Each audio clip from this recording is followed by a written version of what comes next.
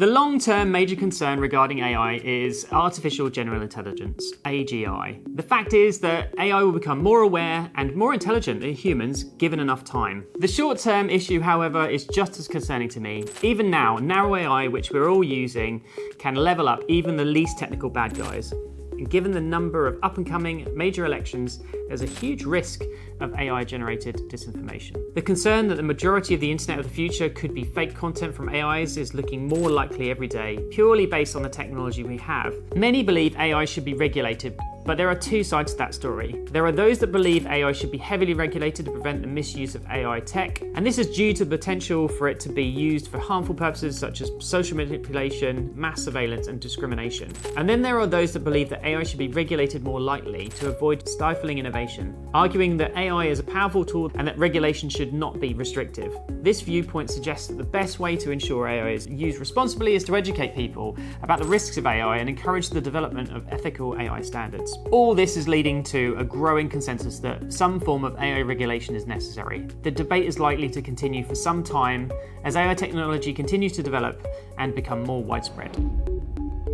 So on the regulation debate specifically, my thought process on this is that it's very hard to, well, you can't regulate the unregulated. So from a bad guy's perspective, they're going to continue to get better at using this technology. And they're going to remove all the restrictions, or are already doing this. They're already removing the restrictions in place. Now, people are arguing that you can do that with OpenAI and Bard already, where you can just give it the right prompts and it will give you malicious code, or it will give you phishing emails to use. But over time, that's going to get better. And I think there'll be continued research on that, because the issue is that the more restrictive you make the chat functionality or the system you're using, the less useful it becomes and the more innovation you stifle. So I suspect that people will get to a point, or vendors will get to a point where they can't provide you with the right service without really closing the door on it from a security perspective. So I think that there is going to need to be a healthy balance between the two. So there are a couple of examples of where attackers, bad guys, malicious actors are already benefiting from large language models, and they're trying to sell access to tools on the dark web. We've seen examples like Fraud GPT, Worm GPT. There are a number of others, and essentially what they are doing is they're just removing the restrictions on those large language models. They're not really training them specifically for malicious content yet, but that of course it will come, and they're going to be using that against us. And so we just need to be able to be aware of that and consider the fact that we can't stop the bad guys from evolving and innovating. One big concern is that over time, bad guys, malicious actors will start to benefit more from AI. And what it basically allows them to do is to scale. They can attack more systems in theory through creating automation and actually using the tool to develop tools to increase their ability to reach more systems and hack more stuff and be more successful at it. So the major concern is if we don't look at ways in which to detect attacks generated by machine learning or AI-based systems, we're going to really struggle to protect ourselves of the future.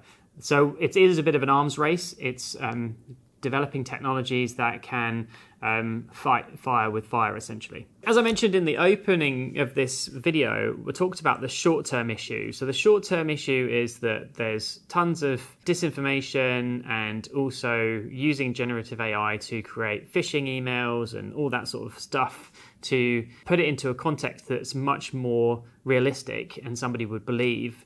And some of the bad guys that have been trying to target people with business email compromise and phishing in the past have not been very good at that. They've always created unrealistic or emails that nobody would believe or trust because it doesn't look, it's bad grammar or something like bad spelling or something along those lines. So the short-term concern is that we're going to see more of that, and we are already seeing more of that and increasing amounts of that happening. And the way to fix that is to implement security controls that can detect suspicious activity. Now, the long-term fix to that is to actually use AI to read emails, to understand the context of an email, gather additional context from other bits of information within an organization to identify the good versus the bad. The long-term concern is that that could also be used by the bad guys. So if a bad guy gets access to your organization, could they glean enough information to position the right types of prompts to give them even more compelling email content? At the moment, all they're doing is taking a chat GPT and saying, give me a really compelling phishing email. In the future, it's going to be saying, I know this about an organization. I know this about an organization. There's this information going around internally. Help me to write a really compelling internal phishing email that can be used to target this person with these characteristics who uses this type of technology. And that will obviously be very difficult to detect, both even if you're using machine learning or if you're using AI technologies to detect that attack. So that's kind of really concerning for the longer term. I've got a small prediction where I think we might start to see, maybe not in the short term, but certainly in the future, attackers will be using disinformation created by generative AI, whereby they will be looking to hold organizations to ransom using this content, trying to deceive an organization into believing they've been hacked when they haven't, and then, of course, looking to leak information. We're seeing more and more ransomware gangs are actually leaking information stolen from an organization rather than encrypting their hard drives and holding them to ransom to get their data back, because businesses are getting wise to it and are implementing really good backup strategies so that they don't have to worry about that threat. So I think the attacker's going to be moving to a model where they'll be using, if they can't hack an organization, they'll try and pretend that they have and deceive an organization using generative AI. So there are a couple of ways in which AI can be used to help organizations from a cybersecurity perspective. The initial route was always to try and identify AI-generated content, to classify that content as AI-generated. Although there are still some projects out there that are trying to do this, OpenAI actually retracted its project around this and have stopped developing it because they found it too hard to identify AI-generated content. The risk of using this from a security perspective are twofold, really. One is that you're relying too heavily on it and it creates a false sense of security. And the second one is also bias, to the point where it depends what your model is and how it might be biased towards finding threats. Typical of a large language model today is that it will always try to give you an answer, and sometimes it will try and give you, or would give you, an answer that's incorrect or inaccurate. One way to benefit from generative AI is to use the content it creates to train your staff, because I think many organizations are looking at this from a perspective of, can I use the AI to detect activities or prevent attacks? One option would be to do it with training content. Many organizations really struggle to find the time to really simulate an attack against their organization, or just don't know how to do it.